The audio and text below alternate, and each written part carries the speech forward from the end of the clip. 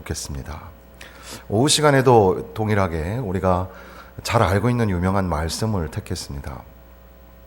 이 말씀 속에서 이 행복이라는 단어를 좀 생각하고 올 한 해는 나는 행복했는가, 그리고 또 어떻게 하면 행복해질 수 있을까, 이런 것들도 함께 생각해 보는 시간이 되었으면 좋겠습니다. 이 행복에 관한 그 사람들의 집착이 굉장히 강해서 시중에 나가 보시면 행복이라는 주제로 엄청난 양의 그런 책들이 있는 것을 알게 됩니다. 행복의 정복이라는 아주 유명한 책에서부터 최근에 나왔던 무조건 행복할 것이라는 책에 이르기까지 행복이라는 주제는 우리 인간에게 아주 중요한 화두가 됩니다.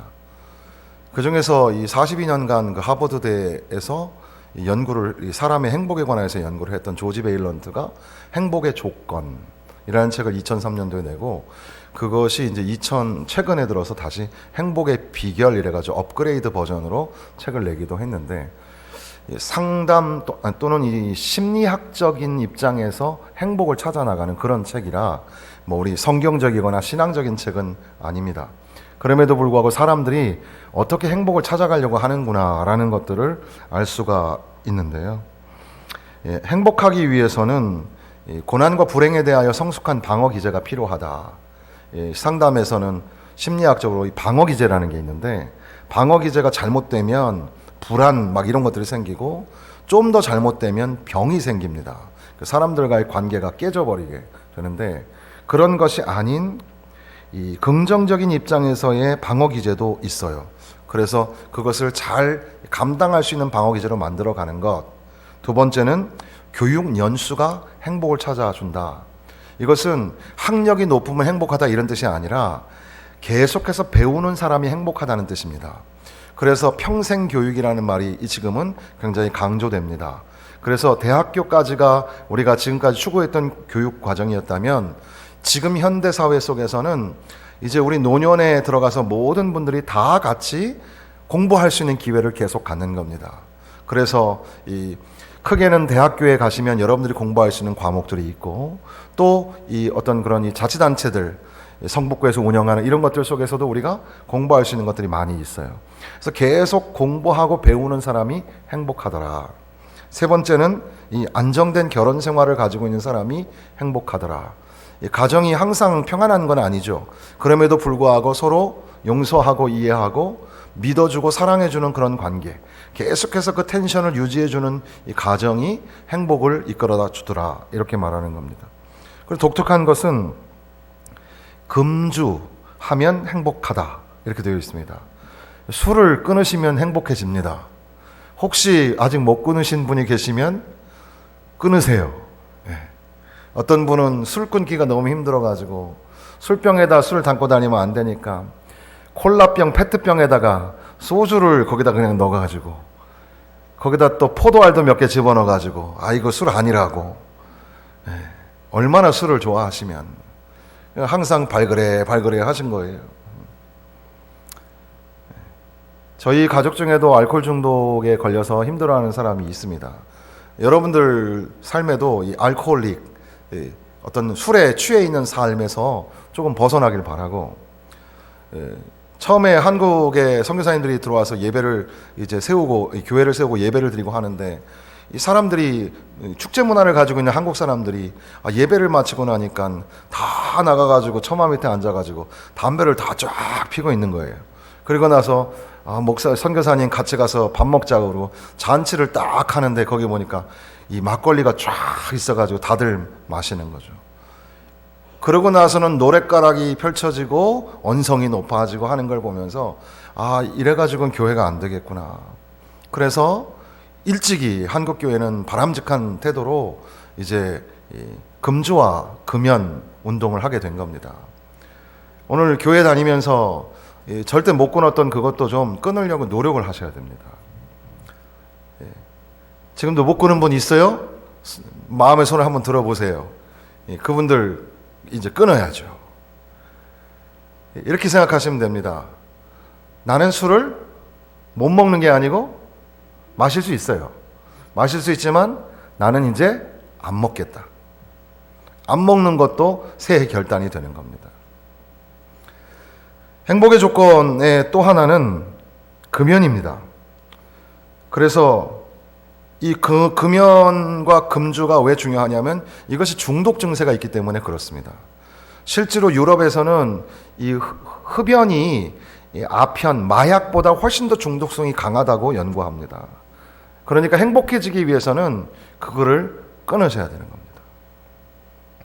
옛날에는 이 산동네에 혹시 기억이 나신지 모르지만 아주 옛날에, 제가 자꾸 이렇게 얘기하면 제가 아주 옛날 사람처럼 돼버리는데 제가 못 사는 데 살아서 그런 것 같아요. 산에 이렇게 막 길가에 화장실이 있고 그랬던 적이 있는데 거기까지 가서 화장실을 해야 돼요. 근데 뭐 산더미처럼 뭐가 쌓여 있고 뭐 그런 곳인데, 교회 집사님이 담배가 피고 싶어가지고 멀리 나와가지고 이제 그 공중 화장실이죠. 거기에 숨어가지고 그게 또 다 보여. 바깥에서 팔락팔락팔락 이렇게 보이니까. 그런 데서 이제 담배를 피고 있다가 밖에서 집사님 부르는 바람에 깜짝 놀래가지고 이 담배불을 버렸는데 이게 펑 하고 터져가지고 그냥 화장실에 다 불이 나버린 거예요. 실제로 그런 사건들이 많이 있었습니다.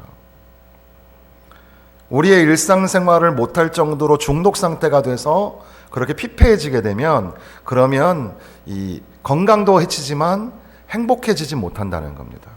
그리고 요즘에는 이 패시브 스모킹이라 그래서 흡연하는 사람도 문제지만 옆에 있는 사람이 다 동일하게 고통을 받는 겁니다. 그러니까 이번 기회에 끊어야 돼요. 다 끊으셨죠? 네. 이게 행복의 비결이랍니다. 여섯 번째는 운동을 하셔야 된다고 합니다. 운동을 규칙적으로 하게 되면 이 노년의 이 신체적인 건강도 좋아지지만 정신적인 건강이 좋아집니다. 그래서 운동을 하면 치매에 걸릴 확률이 줄어들어요. 가만히 앉아 계시면 치매에 걸릴 확률이 높아져요. 자꾸 운동을 하셔야 됩니다. 활동적인 운동을 하는 것이 굉장히 중요하죠. 그러니까 지나친 흡연이나 알코올에 빠진 사람들, 그래서 꾸준히 운동을 하지 않는 경우의 사람들이 결과적으로 노년에 행복을 갖지 못하는 경우가 많다는 겁니다. 그리고 또 적절하게 운동을 하니까 체중이 늘어나지 않도록, 더 많이 늘어나서 무거워지지 않도록 하는 겁니다. 살을 홀쭉 뺄 필요는 없지만 그래도 적정한 선으로, 너무 이렇게 초고도 비만에 들어가지 않도록 자기를 관리하는 게 행복의 비결이라는 겁니다. 일정 부분 우리가 이제 공감이 되는 부분이 많이 있죠. 그래서 이제 세상에서 이제 서점에서 파는 책의 내용입니다. 그런데 오늘 우리가 지금 읽고 있는 바울 사도는 일체의 비결을, 자족하는 일체의 비결을 배웠다. 행복이라는 단어의 이 스칸디나비아어에 보면 우리가 영어로 해피니스 하는 해피의 하프, HAP가 스칸디나비아어에서 오는데 그 단어의 의미가 luck 또는 fortune, 운이라는 뜻이에요. 운. 행운이다라고 할 때 운. 이게 바로 행복에 있는 거거든요. 행복의 어원이 되는 거라는 거죠.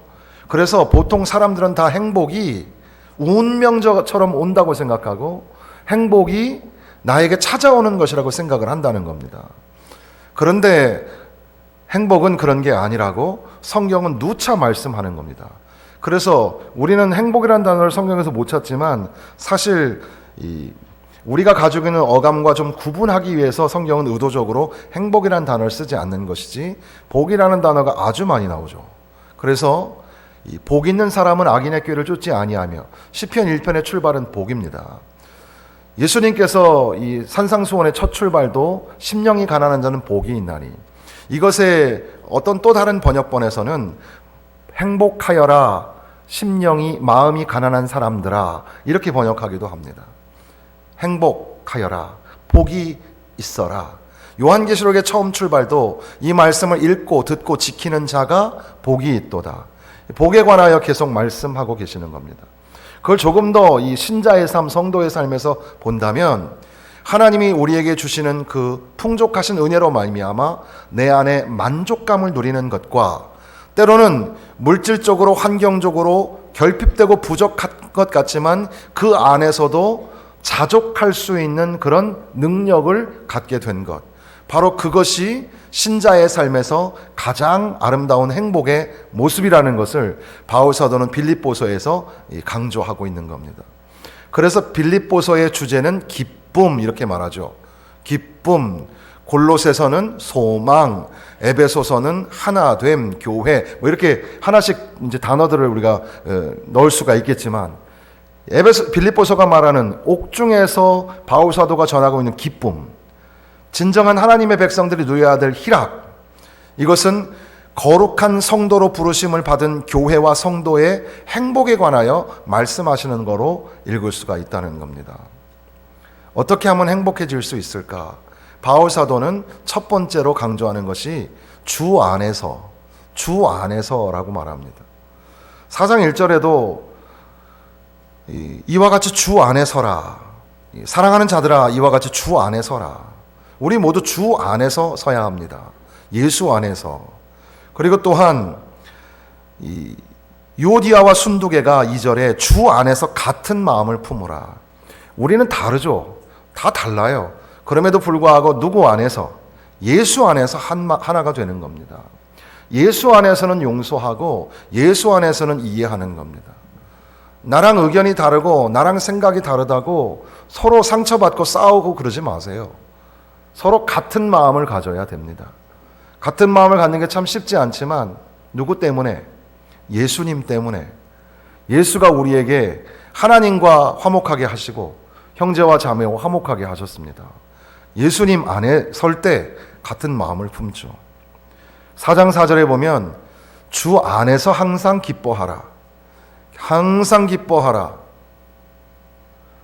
Be joyful always in Jesus Christ 이렇게 되어 있어요.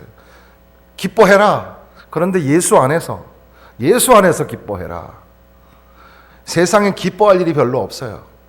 그럼에도 불구하고 예수 안에서 기뻐하는 겁니다. 예수 안에서 기뻐하고.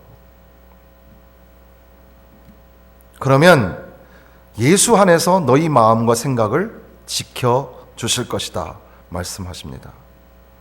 그리고 또한 마지막 절 13절에 보면 내게 능력 주시는 자 안에서, 그분 안에서 내가 모든 것을 할 수 있느니라 이렇게 말씀합니다. 예수 안에 기쁨이 있네. 예수 안에 행복 있네. 그것을 우리가 발견하게 되는 겁니다. 또한 우리가 행복하다고 말하는 것이 뭘까? 그것은 이 기쁨인데, 이 기쁨이 또한 우리의 마음속에 평화로부터 우러나온다는 것을 우리가 이 본문, 유명한 본문의 말씀으로 알 수가 있습니다. 모든 지각에 뛰어난 하나님의 평강이 그리스도 예수 안에서 너희 마음과 생각을 지키시리라. 마음이 평온해질 때, 마음의 평화가 찾아올 때 우리는 기쁨을 회복하게 되고 행복한 사람이 될 수가 있는 겁니다. 돈을 많이 가졌다고, 환경이 좋아졌다고, 그리고 지금 여러분들이 요구하고 추구하는 것들이 성취되었다고 해서 행복한 게 아니라 오늘 당장 지금 이곳에서 우리는 행복할 수 있는데 바로 예수 안에서 하나님이 우리에게 주시는 평화, 하나님이 우리의 마음과 생각을 지켜주시는 줄로 믿고 주께 다스림을 의뢰할 때 비로소 우리는 참된 평화를 누리게 된다는 겁니다. 지금 우리가 불렀던 우리 구역에서 나와서 찬송하신 이 찬송가 아주 유명하죠. 이 찬송가가 만들어진 그 이야기도 굉장히 유명합니다. 스파포드라는 유명한 그런 가족의 일화잖아요. 그 가족이 함께 여행을 떠나게 되었는데 이 남편은 이제 멀리 있고 영국에 있고 미국에서 이제 아내와 사랑하는 자녀 4명이 배를 타고 이제 건너오는 겁니다. 그런데 큰 여객선하고 충돌해가지고 배가 도둑강이 나고 그 아이들 4명이 다 죽습니다. 그리고 이 아내가 이 남편에게 급전을 보내게 되는데, 전보를 보내는데 거기에 단어가 saved alone 이렇게 되어 있습니다. 혼자 살았어요 라는 말이죠. 그 말을 듣고 그가 눈물을 흘리면서 이제 비행기를 타고 이제 올 때 비행기에 소란했던 그런 그 시간이 지나면서 그 비행기 아나운서가 지금 우리가 지나가고 있는 상공 이 밑에가 바로 그 사고가 일어났던 곳입니다. 뭐 이런 이 방송을 듣기도 하면서 가슴이 찢어지는 그런 아픔을 부모가 이제 느끼게 되죠. 그 사람이 그럼에도 불구하고 깊이 하나님을 묵상하면서 글을 쓴 게 When peace like a river attended my way, when sorrows like a sea billows roar. 이렇게 폭풍이 치고 풍랑이 치고 그렇게 힘들고 어려운 시간이 찾아오지만 그렇게 되든지 어떻게 되든지 나는 거기에서 배움을 얻게 되는데 It is well, it is well with my soul. 그래서 이 후렴구가 It is well, it is well with my soul, with my soul 이렇게 부르잖아요. 그게 뭐냐면 평안해, 평안해. 내 영혼 평안해. 어찌 그 영혼이 평안할 수 있겠습니까? 얼마나 고동치는 그런 고통이 있겠습니까? 참 우리가 아프고 우리가 병들면 그나마 그것도 고통스러운 일이지만 우리 자식이 아프면 사실 우리 가슴이 찢어지지 않습니까? 그 자식이 다 죽었습니다. 그 자식을 생각하면서 하나님 앞에 원망하고 원통하고 불평해야 하는데 오히려 주 안에서 주께서 나에게 가르쳐 주시는 그 은혜로 인하여서 내가 평안하다고 고백하는 것. 아무것도 염려하지 말고 오직 모든 일에 기도와 간구로 너희 구할 것을 감사함으로 하나님께 아뢰라. 주님을 의지하고 주님께 맡기며 주님께 기도하는 삶, 그 삶을 통하여 이제는 하나님께서 지각에 뛰어나신 하나님께서 그리스도 예수 안에서 너희의 마음과 생각을 지켜주신다고 약속하십니다. 그러니까 주님 안에서 하나님이 베풀어 주시는 하나님의 평강, 샬롬 또는 에이레네라는 이 하나님의 평강이 우리 가운데 찾아오면 그 사람이 진짜 행복한 사람이 되는 겁니다. 그리고 또한 지금 이 바울 사도가 빌립보 교회 교인들에게 선물을 받았습니다. 그리고 그 선물로 인하여 기뻐하고 있고 그리고 이것이 하나님의 영광을 돌리는 일이다 이렇게 말하고 있는데 이것은 사실은 당시에는 여러 지역 교회들이 예루살렘 교회를 도와야 되는 현실이었습니다. 우리도 교회들을 돕는 일을 하고 있는데 사실 우리 한국 안에도 이 미자립 교회가 굉장히 많습니다. 농어촌에 또는 이 서울 도심에도 미자립 교회가 굉장히 많아요. 미자립 교회 총회 법으로는 몇 퍼센트 각 교회 예산의 몇 퍼센트를 이 미자립 교회에다가 주게끔 되어 있습니다. 그런데 이 각 교회는 각자 자기의 형편이 있다 보니까 그렇게 하기가 참 어렵죠. 이게 만약에 1%라 하더라도 뭐 몇 천만 원, 몇 억밖에 안 되는 교회는 그게 몇 백만 원이지만 이게 막 몇 조가 되고 몇 억이 되는 큰 교회에서는 그 1%가 엄청나게 크기 때문에 교회가 몇 개씩 세워지기도 하고 그렇기 때문에 이게 법대로만 하기는 어려운 게 있죠. 그럼에도 불구하고 우리가 교회들을 위하여 돕는 일을 해야 하는 겁니다. 또한 동시에 그 당시에도 이 선교사, 바울과 같은 선교사들의 여비와 또 그들이 또 다른 교회에 돕는 일을 할 수 있도록 이렇게 자금을 전달해 주는 일들을 하게 된 겁니다. 빌립보 교회나 지역 교회들이 넉넉하고 부자여서가 아니라 십시일반 정성껏 모은 헌금으로 그렇게 선교 지역을 돕는 겁니다. 우리도 주머니 사정이 그렇게 좋지는 않습니다. 우리 교회 전체 예산이 그렇게 크지는 않아요. 그런데도 불구하고 올해에 우리가 일본과 인도네시아와 이 필리핀에 우리 교회 예산에 없었던 그런 엄청난 액수의 그 물질이 오며 가며 선교지에 뿌려지게 되었습니다. 그것은 어떻게 보면 기적이죠. 우리 가게가 좋지 않고 우리 경제 사정이 좋지 않음에도 불구하고 그런 귀한 역사가 일어나게 된 것은 참으로 놀라운 일입니다. 바울 사도는 빌립보 교회를 향하여 그것을 칭찬하며 동시에 사실은 있거나 없거나 풍부하거나 부족하거나 우리는 항상 예수 안에서 자족할 수 있다. 이것을 가르치는 겁니다. 그러니까 행복은 우리가 많은 걸 소유했다고 행복한 게 아니라 때로는 없어도 행복할 수 있고 때로는 부족해도 그 안에서 행복을 찾을 수가 있는 겁니다. 우리가 몇십만 원짜리 또는 몇만 원짜리 그런 이 음식을 먹을 수 있죠. 귀한 손님과 함께 우리도 이제 이 정도 살게 되었으니까 좀 제2롯데호텔 가면 거기 시가 $100짜리 그런 식사도 있고 그렇다고 해요. 1인당. 그런데 그거 먹을 수 있죠, 우리도. 그런데 때로는 그게 과하잖아요. 아주 과하고 가난하고 기아에 허덕이는 사람들에게는 그게 엄청난 거 아닙니까? 때로는 우리도 라면 하나 먹으면서 또는 누룽지 만들어서 김치 종지에 김치 하나 얹어서 그렇게 먹는 것도 감사하고 기뻐하고 참 감사하다. 참 이렇게 어려운 상황 속에서도 여기까지 오게 하신 것 감사하다. IMF 만나서 쫄딱 망하신 어떤 장로님, 그때 그 장로님의 소원이 처자와 함께 비를 피할 장소만 하나 주세요. 다 날리고 다 없애고 그 명문대 출신의 사업가 장로님이 다 날려먹은 후에 주여 이 비와 이 그늘을 가릴 수 있는 그런 지붕 하나만 달라고. 지금은 하나님께서 다 회복시켜 주셔서 정말 다 잘 살고 자녀들도 잘 살게 되는, 그래서 그때 믿음으로 견디고 울며 기도원에 올라가서 기도하고 또 주님 전에 나와서 또 기도하고 그런 삶이 돌아보면 참 은혜의 삶이었고 감사하는 삶이 된다고 고백을 합니다. 내가 궁핍함으로 말하는 것이 아니라, 바울 사도가 지금 돈이 없고 부족해서 하는 말이 아니라 어떠한 형편에든지 나는 자족하기를 배웠노니 이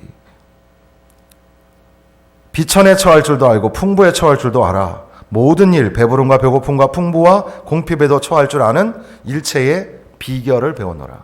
그래서 비결이라는 단어 속에서 행복의 비밀, 이런 제목을 잡으면 여러분들이 좀 궁금해 하시지 않을까 생각하게 되었습니다. 자족한다는 것, 만족한다는 것, 그것이 행복의 비결입니다. 사람을 보고 세상을 볼 때 만족감이 없습니다. 여러분 돈이 얼마나 있으면 만족하겠습니까? 우리가 생각하는 그런 엄청난 기적 같은 일, 그 기적 같은 일이 수십 번, 수백 번 일어나는 확률보다 더 없는 확률이 로또에 당첨되는 건데, 거기에 우리는 운명을 걸고 행운이 나에게 찾아오지 않을까 이러며 살고 있는 건 아닐까요? 때로는 부족하죠. 때로는 없습니다. 그래서 넉넉하게 자녀들 먹이지 못하는 게 속상하고, 또 남들처럼 사실은 다들 힘든데 텔레비전 보면 다 잘 사는 것처럼 보이니까 거기에 있는 사람들처럼 우리도 좀 넉넉하게 치료도 좀 받고, 또 남들처럼 그렇게 해외여행도 막 가고, 해외여행 막 다니는 사람은 별로 없어요. 다들 빚내서 다니는 거예요. 너무 신경 쓰지 마세요. 그럼에도 불구하고 우리는 그런 것들이 우리에게 결핍됐다고 느끼니까 거기에서 나는 불행한 사람인가 보다 생각하기 쉽지만, 그러나 우리는 다 풍부할 때도 또 가난할 때도 배부를 때도 배고플 때도 예수 안에서는 자족할 수 있고 예수 안에서는 만족할 수가 있는 겁니다. 그래서 불평할 거리, 원망할 거리를 찾지 말고 예수 안에서 주께서 나에게 베풀으신 은혜를 찾으며 감사의 조건을 찾는 사람, 그 사람이 자족의 비결, 행복의 비밀을 가진 사람일 겁니다. 끝으로 한 가지 더 우리가 잘 아는 말씀이죠. 13절 말씀 우리 읽겠습니다. 내게 능력 주시는 자 안에서 내가 모든 것을 할 수 있느니라. 이 영어에는 이게 총 단어 숫자가 I can do all things through Christ which strengthens me 해서 10단어로 되어 있는데, 이게 우리식으로도 보통 10단어 정도 됩니다. 이 짧은 단어가 우리가 참 사랑하는 단어죠. 어디에다가 힘을 주어서 읽느냐에 따라서 좀 강조점이 좀 다르겠는데, 능력이라는 단어 있죠. 능력. 여러분 능력이 있으시길 원하십니까? 능력. 이 파워 말이죠. 여기에 헬라어의 듀나미스라는 능력이 바로 다이너마이트의 어원이 되는 단어입니다. 다이너마이트가 팍 폭발하는 건 능력이 있잖아요. 능력이 우리 가운데 있으면 참 좋겠습니다. 또한 여기서 강조되는 단어가 뭐냐면 모든 것을 할 수 있는 능력이 있으면 얼마나 좋겠습니까? 모든 것, 풍부한 것도 또 그렇지 못한 것도 자족할 수 있는 그런 능력, 모든 것을 할 수 있는 능력이 내 안에 있으면 참 좋겠다 생각하게 됩니다. 그것도 내게라고 말하는 거 보니까 다른 사람 아니고 나한테 주신다니까 얼마나 좋아요. 그죠? 옆에 사람보다 내가 좀 더 많이 좀 능력을 좀 받아서. 여기에 어떤 단어에 여러분들이 포커스를 더 놓아야 될까? 우리에게 능력 주시는 자, 그분에게 포커스가 있어야 되겠죠. 우리가 능력을 만드는 자가 아니라 주님이 우리에게 능력을 주시는 겁니다.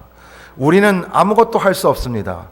그래서 영어에는 이게 발음이 헷갈려가지고 영어 선생님 계시지만 I can이나 똑같아요. 할 수 있다와 할 수 없다가 발음이 똑같아요. I can. 그래서 이 미국식 발음은 그런데 영국 발음은 완전히 달라요. 영국 사람들은 할 수 있다는 I can이지만 할 수 없다는 I can't 이렇게 말해요. I can't. 이게 좀 더 이해하기 좀 쉬울지도 모르겠습니다. 나는 할 수 없어. 나는 못해. 이게 너무너무 많아요. 모태 신앙은 모태 그래서 모태 신앙이라면서요. 뭐 시키면 난 무조건 못해. 또 어저께도 어떤 분이 전화 오셔가지고 목사님 금요기도에 말씀 듣고 또 깨달음이 있어가지고 나 못해 하고 얘기했지만 한번 해볼랍니다. 상황이 바뀐 건 아무것도 없는데 그래도 해볼랍니다. 너무 감사하죠. 난 못해, 난 할 수 없어가 아니라 주님 안에서 다시 한번 하겠습니다. 할 수 있습니다. 모든 것을 할 수 있습니다. 왜냐하면 능력의 근원이 내가 아니라 하나님이시기 때문에, 능력을 주시는 자가 예수 그리스도이시기 때문에 주님 안에서 내가 모든 것을 할 수 있습니다. 우리가 무언가 모든 일을 할 수 있다면 그게 얼마나 행복한 일이겠습니까? 예수 안에서 능력받아서 능치 못함이 없는 정말 모든 일들을 잘 감당하는 그런 사람이 행복한 사람이 아니겠습니까? 말씀을 맺겠습니다. 여러분 2019년도 한 해 이렇게 행복한 삶을 사셨습니까? 주 안에서 기쁨과 평강과 자족의 삶을 사셨습니까? 주 안에서 능력 있는 삶을 사셨습니까? 그렇게 사셨다면 참 잘하셨습니다. 참 잘하였도다. 착하고 충성된 종아. 그러나 혹시 그렇게 살지 못하셨다면 그것을 이제 반성하는 시간이 바로 오늘입니다. 이제 남은 이틀 동안 이 한 해를 우리가 이 숫자에 의미를 두고 살아가는 인간이니까 이 올해를 마무리하면서 내가 기뻐하지 못했고 평강을 누리지 못했고 자족하지 못했고 그러니까 행복하게 살지 못했고 능력 있게 살지 못했는데 주여 새해에는 예수 안에서 주님 안에서 행복하게 하여 주옵소서. 기쁨이 넘치게 하여 주시고 하나님의 평강이 찾아오게 하시고 만족함이 자족함이 있게 하여 주옵시고 능력을 받게 하여 주옵소서. 그리하여 하나님이 주시는 참된 행복, 세상이 줄 수 없는 하나님이 주시는 복과 은혜를 누리며 살게 하여 주옵소서. 이것이 오늘 우리의 기도가